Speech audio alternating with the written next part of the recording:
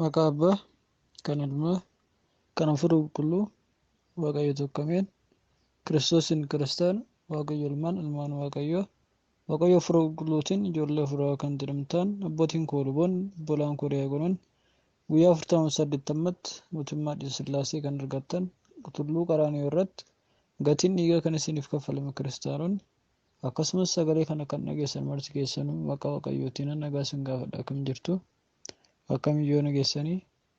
Ameen. Galata Waaqayyoo jennee maqaa isaa akka galateeffannu kan nu gargaare, kaleessa dabarree har'a akka garru kan nu taasise, umurii keenya irrattis akka badiif balleessaa keenya osoo nu hin balleessin guyyaa har'aa guyyaa gaabbii kan nuuf kenne maqaan Waaqayyoo kan ulfaateef kan galatame haa ta'u. Kiristoos hin deessee haadha Kiristoos kan taate, Fayyisaa deessee saba fayyinaa kan nuuf taate, maqaan qulqulleettii qulqullootaa, maqaan qulqulleettii Durbee Maariyaam kan galatame haa ta'u. Qulqulloonni, ergamtoonni, raajonni, toloonni, duukaa bu'oonni, wareegamtoonni akka Waaqayyoon kabajetti kan kabajaman haa ta'an. Waaqayyo Hafuura Qulqulluun jecha iccitiisaa namootaaf kan ibsu gidduu keenyatti argame, iccitiisas fagaate dhiyeessee, isa xiqqaate mul'isee, isa xiqqaate guddisee, kan qadaadame banee, kan fageesse dhiyeessee nu barsiisuun fedhaa fi jaalala isaa nuuf haa ta'u.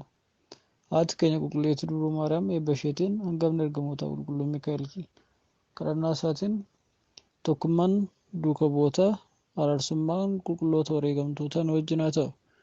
Egaa har'aaf kan ilaallu qo'annaa kitaaba qulqulluu kutaa 21ffaa ta'a. Kanas ergaa qulqulluu Yaaqoob irraa eegallee kan ilaallu ta'a.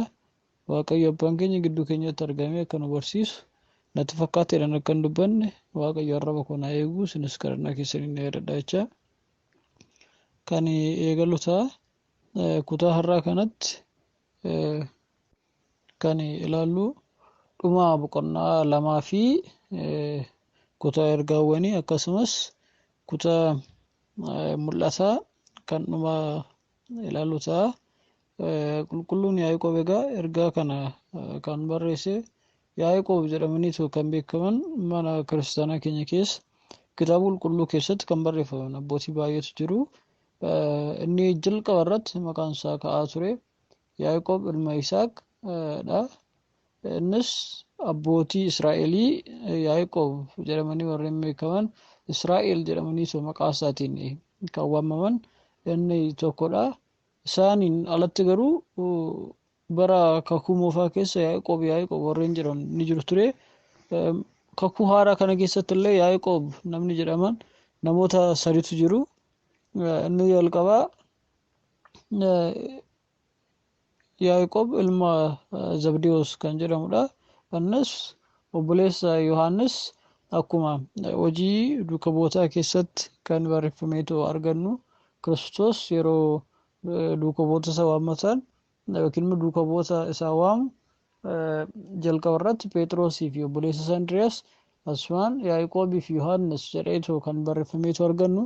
Yaaqoob kan jedhame kuni ilma Zabdiyoos obboleessa Yohaannis Wangeelaawwiiti. Innis hangafa isaadha. Isaa fi egaa Yaaqoob inni kuni yeroo obboleessa isaa Yohaannis faana laga Galiilaa irratti qurxummii kiyyeessanii abbaa isaanii faana utuu isaan kiyyeeffamanii Phexros fa'aatti hammamanii kan waamamanidha. Isaanis battaluma sanatti abbaa isaanis ta'ee kiyyoosa kan ittiin qurxummii kiyyeessan sana dhiisanii humna guddaadhaan guutamanii Kiristoosin kan duukaa bu'anidha. Innis Kiristoos namoota filate sadan keessaa isaan kana lamaan Yaaqoobii fi Yohaannis filateetu kan isa faana turanidha. Dhumarrattis hangafa Paappaasii Yerusaalem ta'ee Yerusaalem keessa kan tajaajilaa ture. Bara mootichi Heroodis Agriiphaan 34 keessa kan isa morma isaa irraa mureetu wareegamummaa fudhateetu kan boqotedha. Kanaafis kitaaba qulqulluu keessatti Yaaqoob isa hangafaa yookiin Yaaqoob isa guddaa jedhameeti kan inni ittiin beekamu. Inni kan biraa Yaaqoob abbaa Yihuudaa kan jennuunidha. Innis kitaaba qulqulluu keessatti Libdiyoos jedhamee yookiin immoo Taadiyoos jedhameetu kan beekamu abbaa Yihuudaadha. innis ilmi isaa kuni duuka bu'oota keessaa kan turedha. Libdiyoos yookiin immoo Taadiyoos kan jedhamu Yihuuda yookiin immoo Yihuudaas jedhameetu kan beekamu jechaadha. Kanas Luqaas boqonnaa 6 fi hojii duuka bu'ootaa boqonnaa 1 irratti yeroo duuka bu'oonni tarreeffaman kan argamnu bakkee tokkotti Yihuudaa bakkee biraatti immoo Libdiyoos yookiin Taadiyoos jedhameetu kan beekamu kuni abbaan isaa kun Yaaqoob jedhameetu kan beekamu. Inni kan biraa ergaa kana kan barreesse Yaaqoob kan jennuun obboleessa gooftaa kan jedhamu obboleessa gooftaa jedhameetu kan beekamu yookiin immoo Yaaqoob isa xiqqaa jedhameetu kan waamamu Yaaqoob nama jennuunidha. Innis duuka bu'oota keessaa isa tokkodha. Inni suni sila kun jedhee abbaa duuka bu'aa Yihuudaati. Inni kun immoo mataa isaatti duuka bu'oota keessaa kanaafis Yaaqoob isa xiqqaa jedhameeti kan beekamu. Kanas ergaa kana kan barreesse obboleessa gooftaa kan jedhameetu beekamu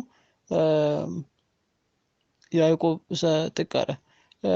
Ergaa kanas maaliif barreesse gaafa jennu inni jalqabaa namootni ergaan kun isaaniif ergame bakka adda addaatti bittinnaa'anii waan turanii fi bakka jiraatanitti akka jajjabaatanii dhaabbataniif isaan jajjabeessuudhaaf isaaniif barreesse.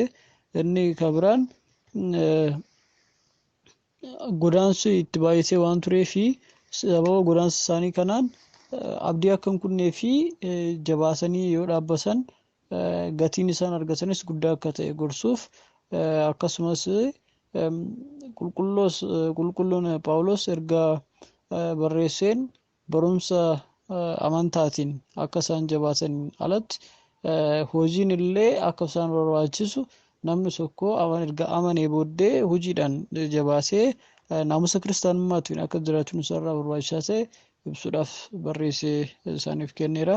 Ergaan kunis qabiyyeen ishii maal fakkaatti gaafa jennu boqonnaan tokko waa'ee amantaa fi kiristaanummaa akkasumas boqonnaa 2 keessatti immoo amantaa fi gochi gaariin naamusni kiristaanummaa walitti hidhaminsi isaanii boqonnaan 3 immoo namni tokko arraba isaa eeguun akka isarraa eeggamu akkasumas boqonnaa 4 keessatti ormootaaf gorsaa fi horiisaa ormootaaf kenname kan qabatee argamudha. Boqonnaa 5 keessatti kiristaanota rakkina keessa jiraniif gorsa kennaman kan qabatee argamudha.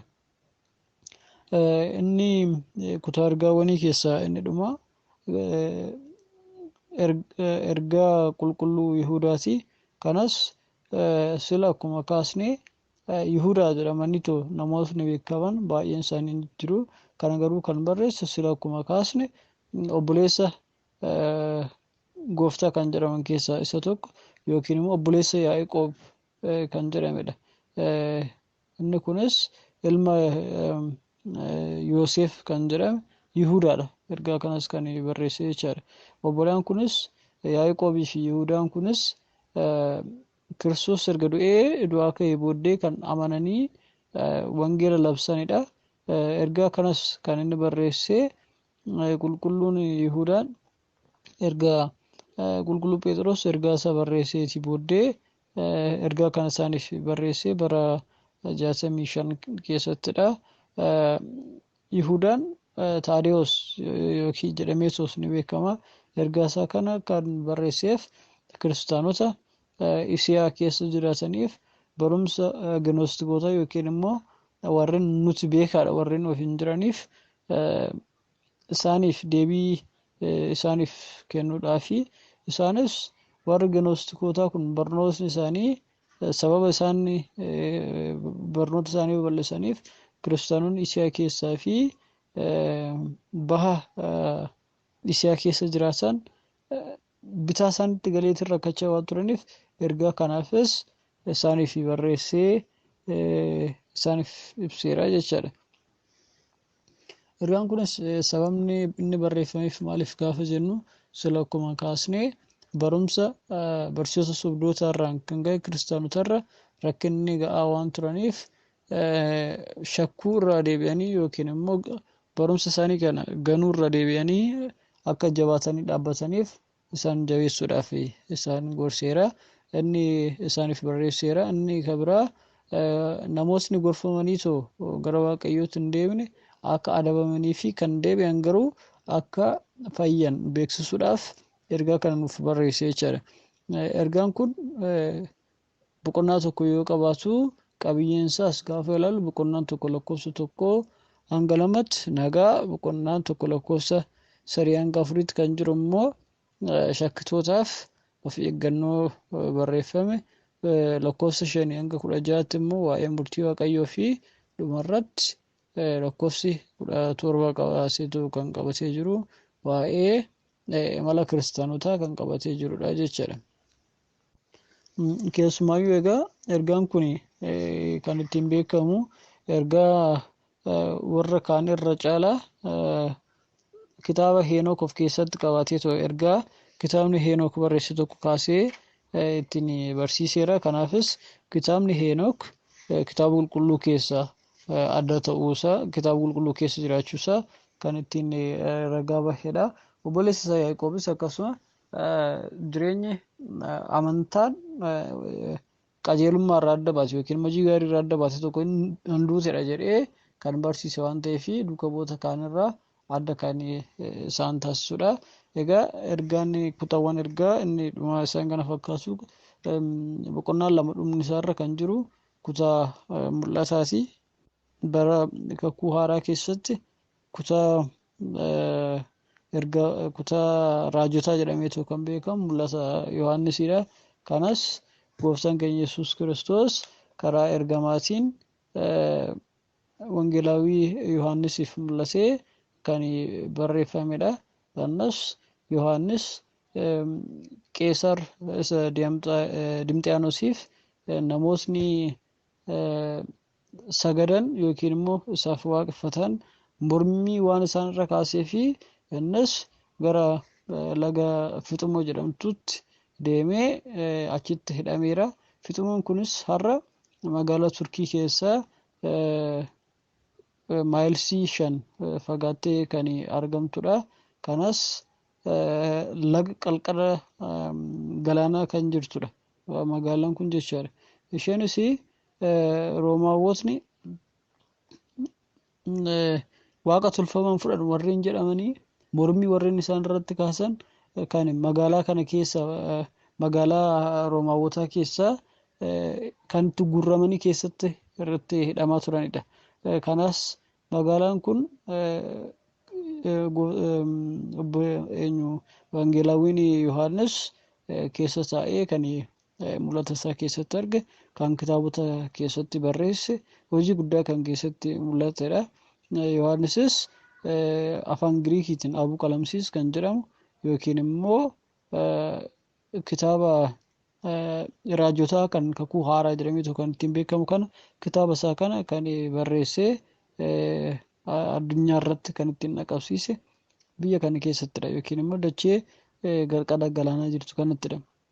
Qulqulluun Phaawulosis yeroo imala isaa lammaffaa irratti Efesoon galee waggoota 3 fi ji'a 3 erga barsiisee booddee Arxeemsii fi yookiin fakkii Arxeemsi hojjeteetu kan sagadu kan jiraatuu fi Dimeexiroos namni jedhamu tokko rakkina isarratti waan uumee fi wangeelaawii Yohaannis booddee gara magaalattii kana keessa seenee keessatti barsiisee kan isa irratti mormii kaasee tokko yoo jiraate namicha Arxeemsi jedhamu kanadha. Kanas Dimxiyaanoos namni jedhamu kun yookiin mootichadha akka Qeesaar jennu kanadha. Rooma irratti erga mootii ta'ee muudameetii barawwan jalqabaa irratti nama ogummaa guddaadhaan barsiisaa turee fi barumsa nama baay'ee barbaadaa ture. Akkasumas mootii ta'eetu kan muudamudha. Kanas mootiin kunis nama barumsa baay'ee barbaadu waan ta'eef barsiisonni kiristaanotaa baay'inaan hin rakkanne ture. Yeroo qulqulluun Yohaannis mormii irratti kaasullee yookiin immoo Arxeemsiif sagaduun isinirra hin jiraatu gaafa jedhu rakkinni baay'een isarra hin geenye ture. Garuu mootichi waggoota 13 erga bulchee booddee namni itti gaafatamaan waraana isaa yookiin immoo loltoota waraana isaatiif namni itti gaafatamaa isaa ta'e tokko waan isa ganee tosa biraa deemeef hojii dura hojjechaa ture san hunda isaa balleessuudhaaf ka'ee baay'ee aarii guddaadhaan namoota hunda irratti iyyuu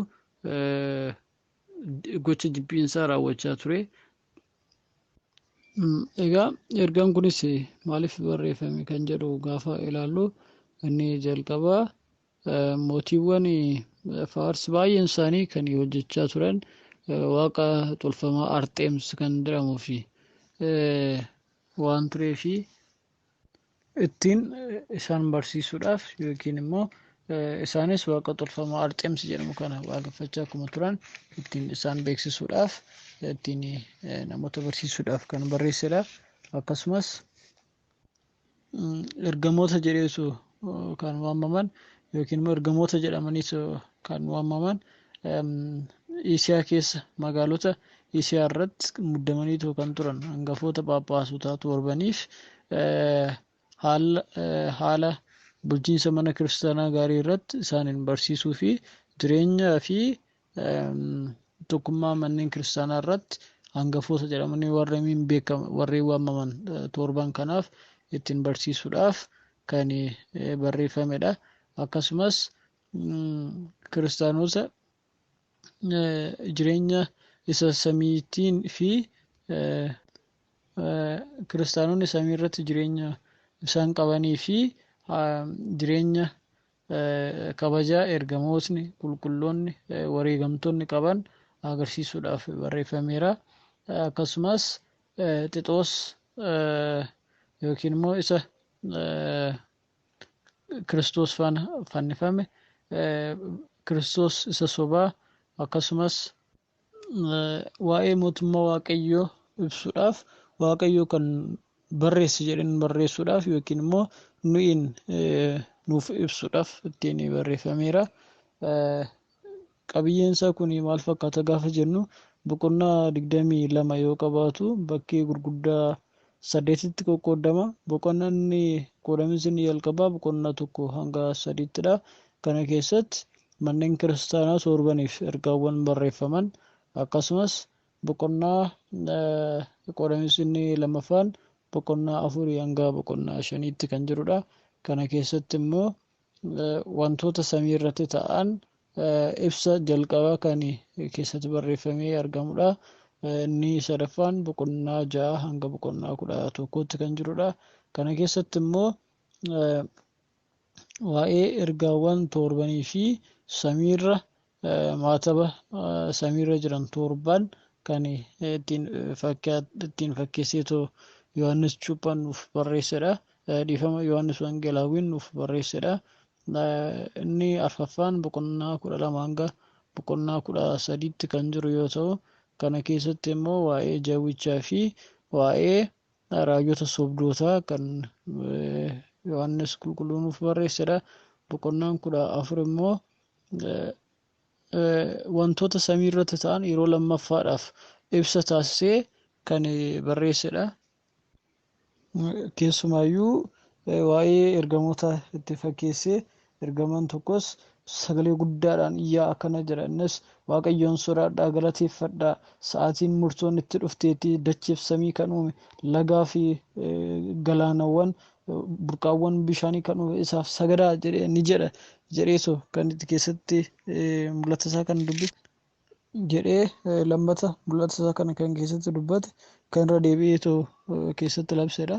Boqonnaan 15 fi 16 immoo qoodamiinsa 6ffaa yoo ta'u, kana keessattis suuwwan torban irra deebiidhaan kan keessatti barreessedha. Egaa keessumaayyuu xoofawwan kana torban isaaniiyyuu ergamaan ba'eetoo kan dhangalaasaa turedha. Inni jalqabaas dachee irratti ni dhangalaasee, lammaffaan immoo galaana irratti dhangalaasee, sadaffaanis burqaawwanii fi galaana irratti, arfaffaan qilleensa dhiifama aduu irratti yookiin biiftuu irratti, ja'affaan bineensicha irratti, shanaffaan bineensicha irratti, ja'affaan immoo Efraaxis irratti, torbaffaan qilleensa irratti suwwaa kana ni dhangalaasa jedhee kan inni barreessedha. Inni torbaffaan boqonnaa 17 hanga 19 kan jirudha. Kana keessatti immoo qulqulluun Yohaannis waa'ee jiguu Baabiloon kan argedha. Inni dhumarraa boqonnaa 20 hanga 22tti kan jirudha. Kana keessatti immoo waa'ee murtii Waaqayyoo kan argannudha jechuudha. Egaa boqonnaan lama kana fakkaata. Ayyaanni Waaqayyoo gidduu keenyatti ta'e kan nu godhe kan nu barsiise fedhaaf jaalala isaa ta'een garuu kanatti kan nu ga'e ulfinni galanni isaaf haa ta'u. Nagaa.